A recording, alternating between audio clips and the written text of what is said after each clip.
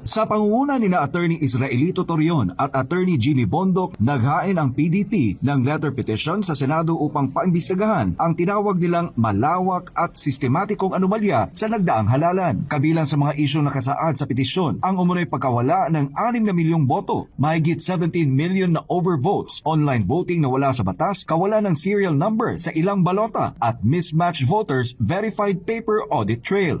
Simula kami doon sa yung pagkadiskubre ng mga election paraphernalias doon po sa Davao City. 17 million, hindi 7 million. 17 million overvotes yun.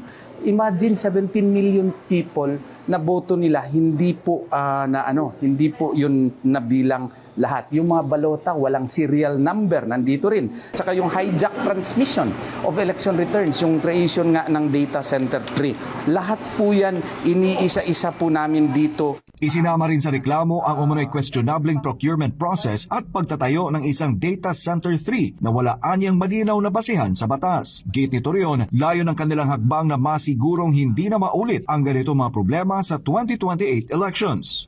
Hindi po. Kasi kung pamulitika po ito, no? Sana, election protest nga. Tama si Attorney Jimmy Bondoc doon. Para talaga ito sa bayan, para makorek po whatever irregularities or misdemeanors that may have been committed in the last election so that sa 2028 po, wala na po tayong mga problema na ganito. Paliwanag naman ni Attorney Bondoc, ang kanilang hakbang ay para sa legislation at hindi para sa personal na interes. Kasi kung gusto namin makaupo, electoral protest ang ipapile natin for under the jurisdiction of the electoral tribunals.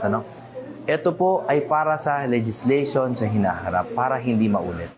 Bukod sa kasong isinampa sa Korte Suprema, naniniwala ang PDP na walang legal na hadlang para humiling din ng investigasyon sa Senado. Umaasa sila na sa pamamagitan ng pagdinig, matutukoy ang mga responsable at maipapasa ang mga kinakailangang batas para masiguro ang integridad ng eleksyon. Tiniyak naman ng PDP na ihaharap nila sa Senado ang lahat ng ebidensya at rekomendasyon para nila ay masiguro na sa 2028 bawat boto ng Pilipino ay mabibilang at mabibigyan ng respeto.